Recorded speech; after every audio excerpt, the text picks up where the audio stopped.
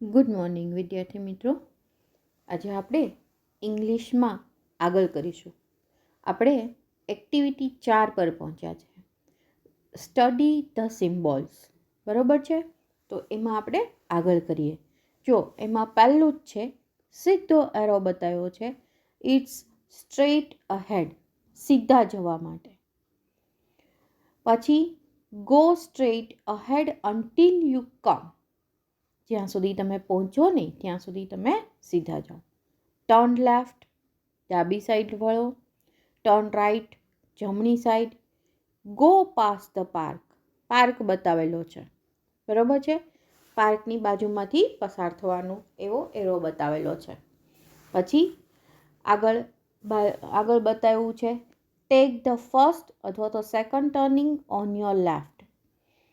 પછી બીજું, take the first અથવા તો second turning on your right, એટલે કે પહેલાં લ્યો અથવા તો પછી ટર્ન લ્યો. It's on the right, it's on the left. Go across the cross road, cross રોડથી સીધા જવા માટેનો એરો બતાવેલો છે, જે આપણે બધા જ જાણીએ છીએ. પછી એની નીચેની જે છે એમાં એવું છે કે study the map on page number 2 and draw appropriate symbols in the circle. એટલે કે તમારે એના સિમ્બોલ લખવાના છે, કરવાના છે. તો એ જે છે એ હવે તમારે જાતે કરવાના છે. બરાબર છે? એ તમારે જાતે કરવાના છે. હવે આપણે એક્ટિવિટી 5 કરીશું. હવે આપણે એક્ટિવિટી 5 કરીશું. Gir national park, Gujarat. આપણે બધાને ખબર છે, આપણે ગુજરાત માટેનો ગૌરવની વાત છે. બરાબર છે? સાસણ ગીર, જેમાં સિંહ જોવા મળે છે. તો એમાં એ સાસણ ગીર વિશે છે. ગીર નેશનલ પાર્ક છે ગુજરાત, સિંહ જોવા માટેની જગ્યા છે. એમાંથી ઘણા બધા વિદ્યાર્થીઓ સાસણ ગીર જઈ આવ્યા પણ હશે. બરાબર છે?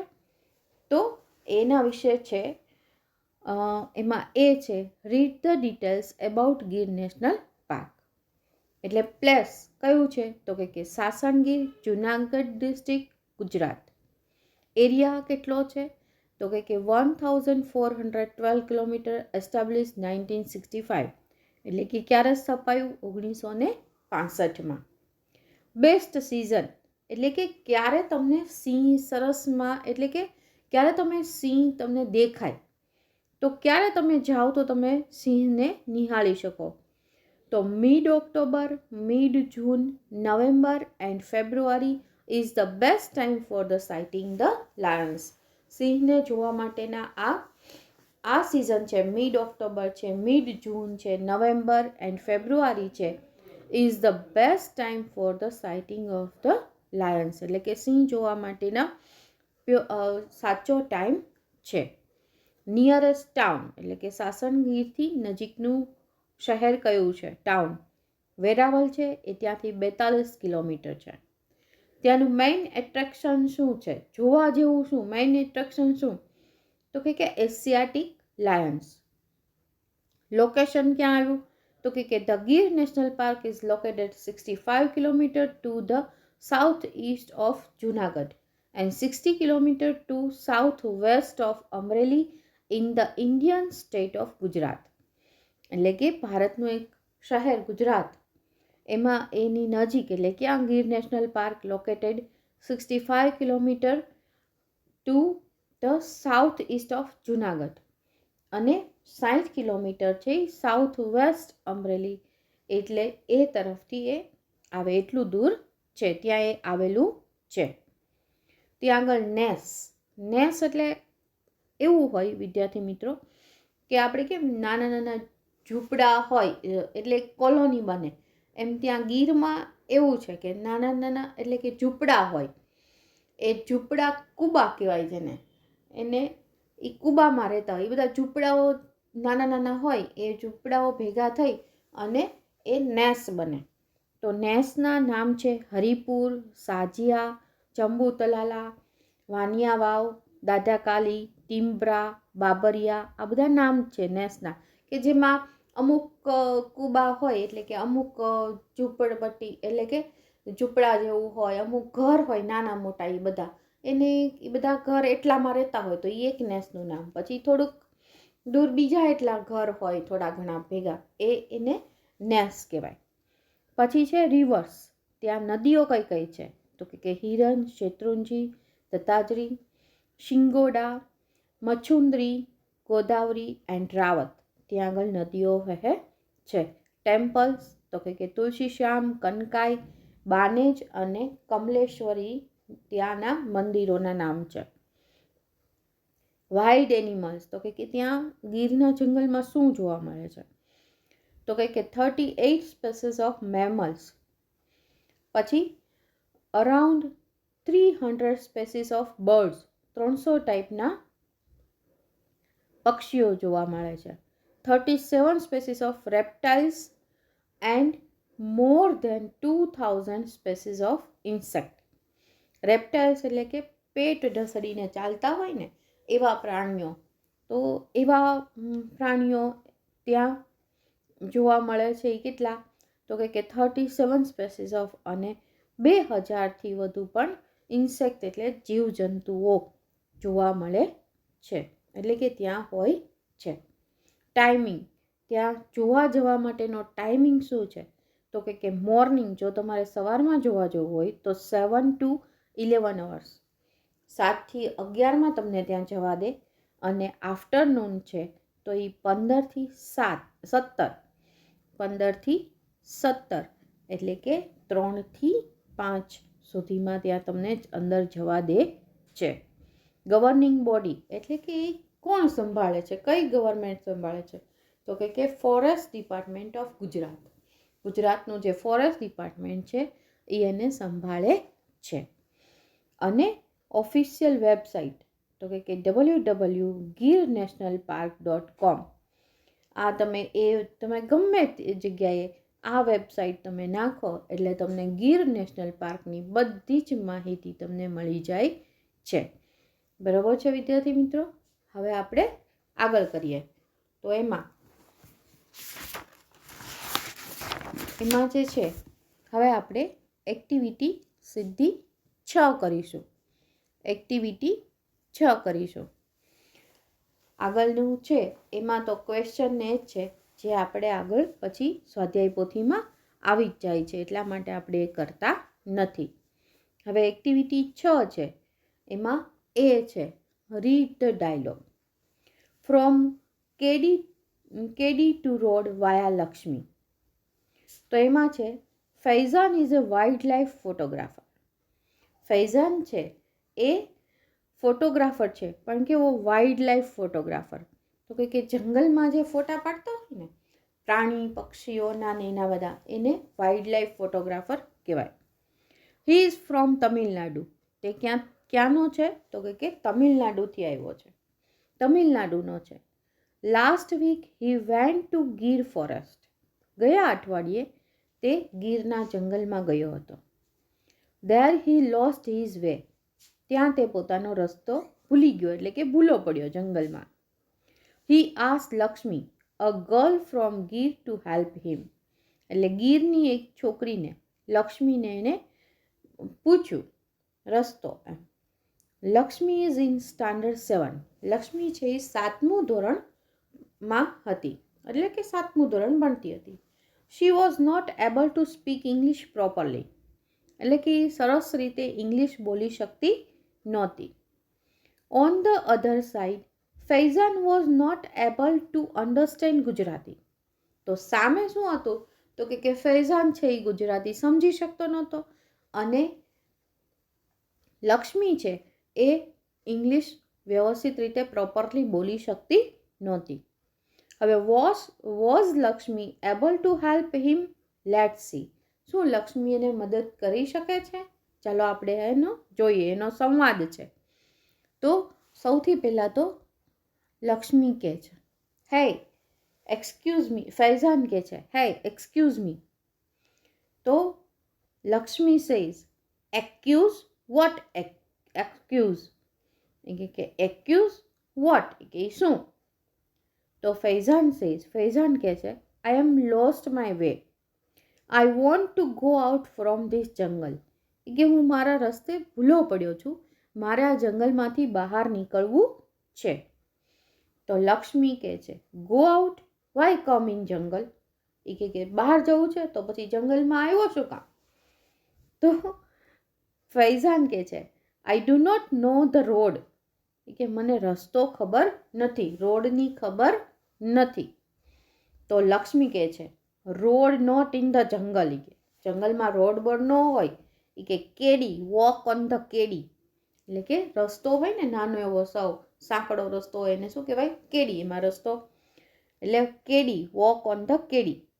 તો ફૈઝાન કહે છે okay I will walk on the kedi, but which end what's your name, કહે છે કે સારું, કે હું કેડી ઉપર ચાલીશ, પણ કઈ કેડી? વોટ્સ યોર નેમ, તારું નામ શું છે?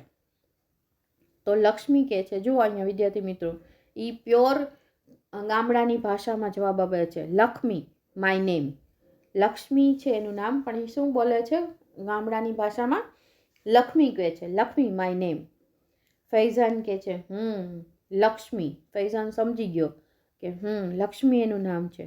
ઓન વિચ કેડી, કે કઈ કેડીમાં જાઓ? હિયર આર તે 3 વેઝ, કે અહીંયા ત્રણ રસ્તા છે, 3 કેડી છે, તો હું કઈ કેડીએ જાઉં?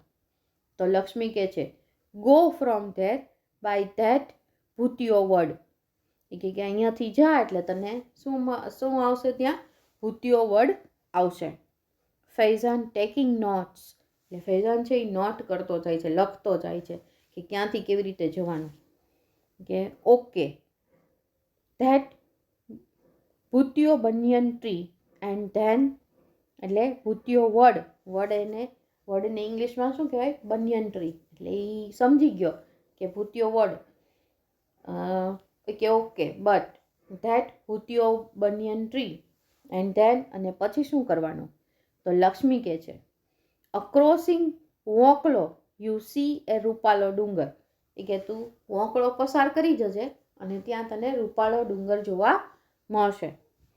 તો ફૈઝાન છે ચેકિંગ ડિક્શનરી, એ ડિક્શનરીમાં જોવે છે. વોંકળો મીન્સ કે વોંકળો એટલે શું? એ ફૈઝાનને ખબર પડતી નથી, એટલે એ એની ડિક્શનરી જુએ છે. વોટ ઇઝ વોંકળો, એ એમ પૂછે છે વોંકળો એટલે શું? તો લક્ષ્મી એને ઇંગ્લિશ બોલતા આવડતું નથી, એટલે એની તૂટક ભાષામાં એ સમજાવે છે.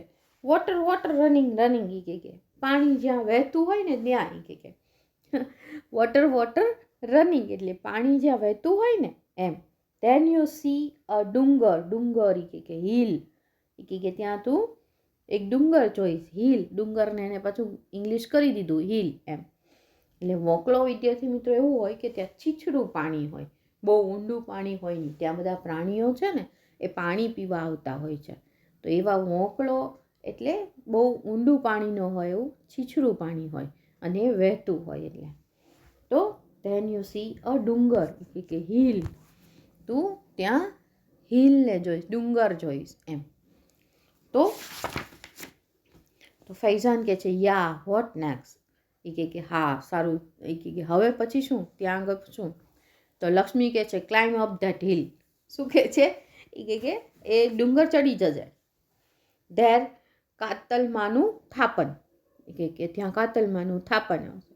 તો ફૈઝાન કહે છે થાપન? તો લક્ષ્મી કહે છે yes Thapan, temple, climb down from there go to ઉગમને. એટલે શું કહે છે કે હા ત્યાં થાપન મીન્સ કે ટેમ્પલ, મંદિર આવશે, ત્યાંથી ક્લાઇમ્બ ડાઉન, ત્યાંથી પાછો નીચે ઉતરી જજે. ગો ટુ ઉગમને એટલે પૂર્વ દિશામાં જવાનું, જ્યાં સૂર્ય ઉગતો હોય એને આપણે પ્યોર ગુજરાતી ભાષામાં શું કહે? ઉગમને. તો ફૈઝાન કહે છે ઉગમને? લક્ષ્મી કહે છે ઉગમને. એ જો સમજાવે છે, પોતાને જેટલી ભાષા ઇંગ્લિશમાં બોલતા આવડે એ પ્રમાણે તૂટક ભાષામાં એને સમજાવે છે. સન કમ્સ ઇન ધ સ્કાય, સન, એ કે શું કહે છે? સન કમ્સ ઇન ધ સ્કાય, સૂર્ય છે એ જ્યાંથી આકાશમાં આવે છે, એ સૂર્ય એ કે આકાશમાં આવે ને એ ઉગમને એમ. તો ફૈઝાન કહે છે you mean to the east, એ કે તારું મતલબ કહેવાનો એ છે કે પૂર્વ. તો લક્ષ્મી કહે છે યસ ઈસ્ટ, એ કે હા પૂર્વ. તો ફૈઝાન કહે છે દેર સી ડોઢ્યુ તલાવ આસ ફોર આઈમાનો નેસ, એ કે ત્યાં આગળ એ જો ફૈઝાન લખ્યું છે ને ત્યાં ફૈઝાન ન આવે વિદ્યાર્થી મિત્રો, ત્યાં આગળ ચિત્રની નીચે લક્ષ્મી આવશે. દેર સી ડોઢ્યુ તલાવ આસ ફોર આઈમાનો નેસ, ત્યાં તને ડોઢ્યુ તલાવ જોવા મળશે અને પછી ત્યાં પૂછવાનું કે આઈમાનો નેસ ક્યાં છે. તો ફૈઝાન કહે છે તલાવ મીન્સ પોન્ડ, એટલે ફૈઝાન સમજી ગયો કે તળાવ એટલે પોન્ડ. વોટ ઇઝ ધીસ આઈમાનો નેસ, કે હવે એને એ સમજણ નહોતી પડતી કે આઈમાનો નેસ એટલે શું. તો લક્ષ્મી કહે છે વી લીવ ઇન કુબા, એ કે અમે કુબામાં રહીએ છીએ. જે નાનકડું એવું ઝૂંપડું જો ચિત્રમાં બતાવ્યું છે વિદ્યાર્થી મિત્રો. મેની કુબાઝ there so it is Nes, એટલે કે ત્યાં થોડા ઘણા ઝૂંપડાઓ આવા હોય અને એને એ બધા એટલા રહેતા હોય તો નેસ થઈ જાય, નેસનું નામ પાડે. ફૈઝાન કહે છે you live in the jungle aren't you afraid of the lions, એ કે તમે, ફૈઝાન કહે છે કે તમે જંગલમાં રહ્યો છો તો તમને લાયન્સથી અફ્રેડ એટલે કે સિંહથી બીક નથી લાગતી. તો લક્ષ્મી કહે છે સાવજ, સાવજ અવર દેવતા, એ કે સાવજ, સાવજ તો અમારો દેવતા છે.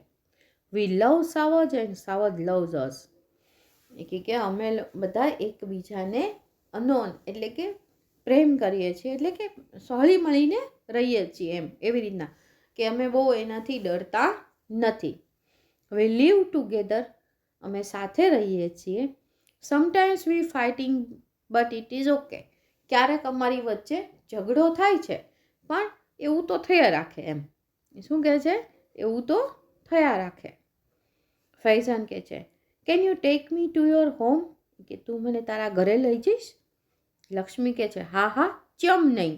જો પ્યોર ગુજરાતી ભાષામાં કહે છે હા હા ચમ નહીં, હાલ ને. એટલે કે હા હા કેમ નહીં, હાલ, હાલ નહીં કે. ઓહ વેલકમ, લેટ્સ ગો. માય મા બાપા વિલ બી હેપી. શું કહે છે કે મારા મમ્મી પપ્પા પણ, મા બાપા પણ એ ખુશ થશે. Faizan went to her home, Faizan તેના ઘરે ગયો. He talked with the people of Nes, એ નેસના લોકો સાથે વાતો કરી. Next day Lakshmi's father helped him to catch the bus for Junagadh. બીજે દિવસે લક્ષ્મીના પિતાએ તેને જુનાગઢની બસ પકડવામાં મદદ કરી. Faizan thanked him and started his return journey.